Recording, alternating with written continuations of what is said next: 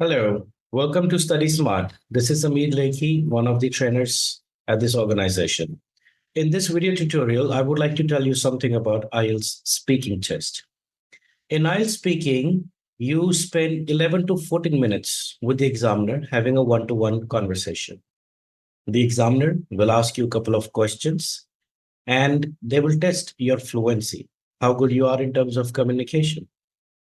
The test is conducted on the grounds of three parts.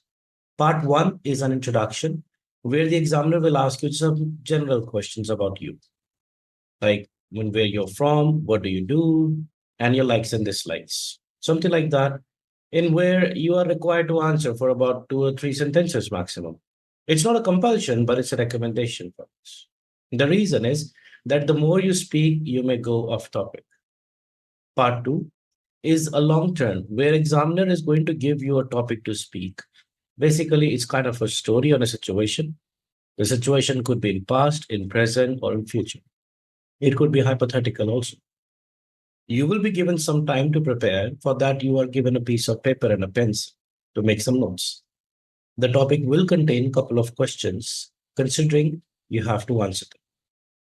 Try to answer them in the sequence. The topics are relatively very simple and easy. It's not something that you have not experienced at all in your life. Even if you haven't, there will be still some instance you can pick it up from either watching a movie or something like that. You must have seen some movies related to that you can speak. You must have seen in someone's life, your friends, relatives, and you can just put yourself into the shoe and speak. It's all about speaking. It's all about having a good range of communication with the examiner, where examiner does not feel that you have memorized something. Rather, it should be shown that you are pretty confident to speak. The third part is a follow-up, also known as discussion round, where the examiner is going to ask you questions based on the topic that you had spoken in part. If you ask me about the time, how much time is it spent? See, in part one, you look at about between 3 and 5 minutes approximately. Then long term, it's about 1 to 2 minutes you will be asked to speak, where examiner is going to ask you to stop. You don't have to stop by yourself. You will be given 1 minute to prepare. And then in follow-up questions, rest of the time is spent. In IELTS speaking, you don't have to, first of all, prepare yourself in a way that you start memorizing some phrases, some kind of heavy end idioms, things like that. No doubt idioms are required because they come into one of the marking criteria. Now, what are those? First of all, the examiner is going to see you in the rate of speech. Like, what is the rate of speech you are speaking in? How fast you are, how slow you speak. See, it all depends on what is your voice modulation. Right. Now, the first marking criterion that you come across is fluency and coherence, which means what kind of fluency you have. Are you hesitating a lot? If you're struggling to speak, are you struggling to look for some words, or do you struggle to look for content? If you're looking for a content, then it's exceptional. It is represented in that way. For example, if a question comes in past, like when you were in school, did you do something like that? And you're like, well, that's a question, that's about my past, where it's a long time ago. I'm not pretty sure. I think I might have done a couple of things.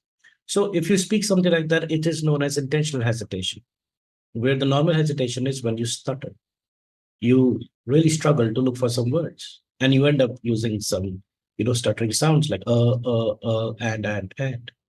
These things must be avoided because they hamper your fluency. Coherence simply means that you're speaking logically. Now, it is seen that what kind of questions are asked and you're answering accordingly. Similarly, in terms of cue card, the long-term round, the topic is given, you're given some questions to answer, but you are deviating from them a lot. So this is how coherence is being seen. On top of this, what kind of connectors you use in order to link up your sentences. Second is your pronunciation. In terms of pronunciation, the examiner sees that the words that you're sounding, is it clearly audible and understood by the examiner? So in order to increase your pronunciation, I must say that use contractions. They really help you to improve your pronunciation scoring.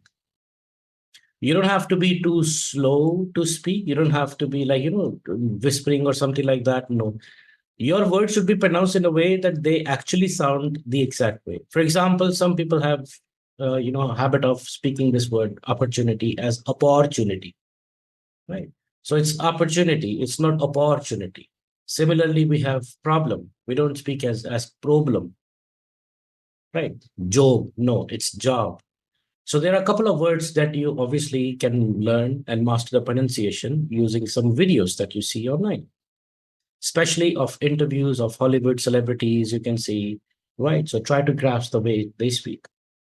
But remember, I'll still emphasize on voice modulation because that's the key to differentiate whether a person has memorized something or speaking on their own.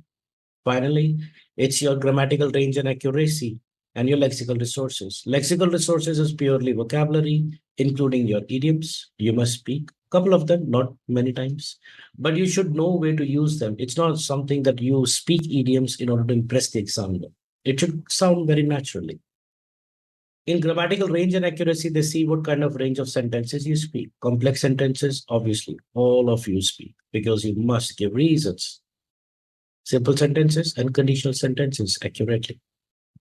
Remember, the entire IELTS speaking test is about fluency. So you should sound very confident. Smile when you speak because it really improves your confidence. Never feel hesitated. Practice in front of mirror. That's the key. Watch yourself in the video recording. How do you look like when you are speaking in front of mirror? Thank you very much. Have a lovely day ahead.